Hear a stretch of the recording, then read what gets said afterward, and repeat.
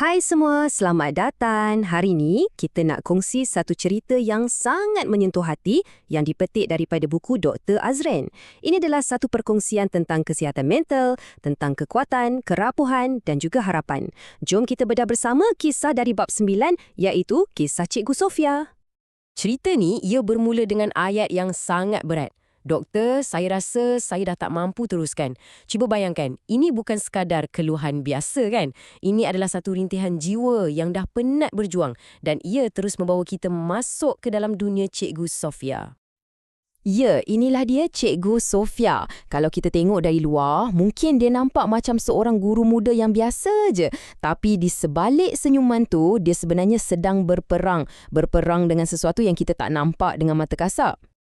Okey, untuk faham cerita dia, jom kita undur sikit masa. Kita kenal dulu siapa Cikgu Sofia ni sebelum langit dalam hidup dia mula jadi mendung. Jom kita kenal Cikgu Sofia.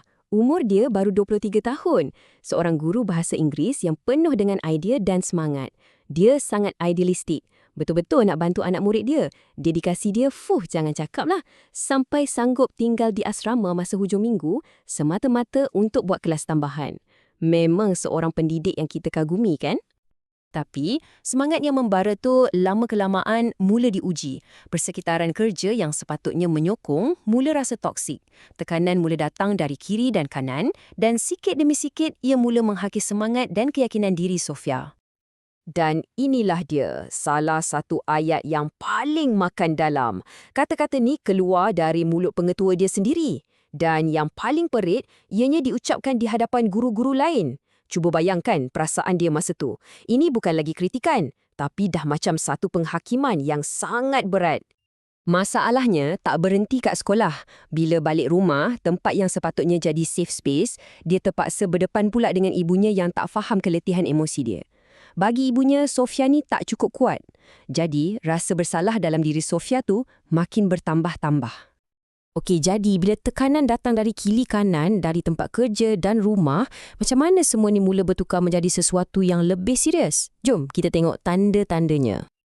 Aha, kat sinilah kita nampak apa yang Sofia alami tu bukan lagi stres biasa. Ia dah jadi simptom-simptom klinikal kemurungan. Emosi dia rasa kosong. Fikirannya asyik ulang balik kata-kata pengetua dia, kau ni beban. Secara fizikal, badan dia rasa berat sangat sampai susah nak bangun pagi. Dan akhirnya, dia mula jauhkan diri dari orang dan selalu menangis sampai tertidur.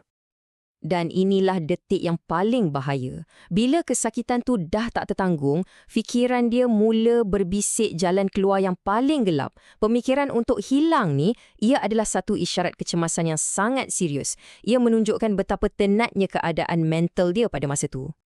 Tapi nasib baik, dalam kegelapan tu ada seorang kawan baik bernama Mira. Mira perasan perubahan pada Sofia dan dia datang tepat pada masanya. Bila dia nampak keadaan Sofia yang tak stabil, Mira tak tunggu lama. Dia terus bawa Sofia ke hospital. Tindakan Mira inilah yang menjadi titik perubahan dalam hidup Sofia. Okey, dari detik cemas tu, bermulalah satu fasa baru dalam hidup Sofia. Satu perjalanan yang memang tak mudah. Tapi, ia dipenuhi dengan harapan. Jom kita lihat macam mana perjalanan pemulihan dia bermula. Jadi, dekat hospital, barulah penderitaan dia tu ada nama yang rasmi, Major Depressive Disorder atau MDD. Dan poin yang paling penting untuk kita semua faham kat sini, MDD ni bukan tanda kelemahan peribadi. Ia adalah satu keadaan perubatan di mana otak kita tu sendiri yang sakit disebabkan tekanan yang berpanjangan. Sama macam mana-mana organ lain dalam badan kita boleh jatuh sakit.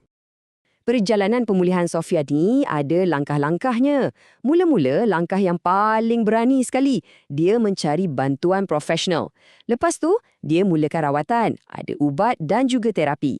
Tapi, rawatan bukan setakat tu je tau. Yang paling penting adalah kerja dalaman. Sofia belajar untuk mula berlembut dan berbelas kasihan dengan diri sendiri dan juga belajar untuk menetapkan sempadan yang sihat dengan orang sekeliling. Tapi kan, rawatan perubatan tu satu hal. Ada satu lagi peperangan besar yang Sofia kena hadapi, iaitu perjuangan untuk melawan stigma masyarakat dan juga suara negatif dalam kepala dia sendiri. Inilah dia perang dengan stigma. Tengok sebelah kiri, kita ada semua penghakiman dan mitos yang bahaya ni. Lemah semangat, kurang iman, malas. Sekarang tengok sebelah kanan. Inilah realiti dan fakta perubatan. MDD adalah gangguan biokimia. Ia boleh jadi pada siapa sahaja. Ini adalah perbezaan yang sangat penting untuk kita semua faham. Dan jangan lupa, perjuangan ni ada dua medan. Satu, melawan pandangan salah orang lain.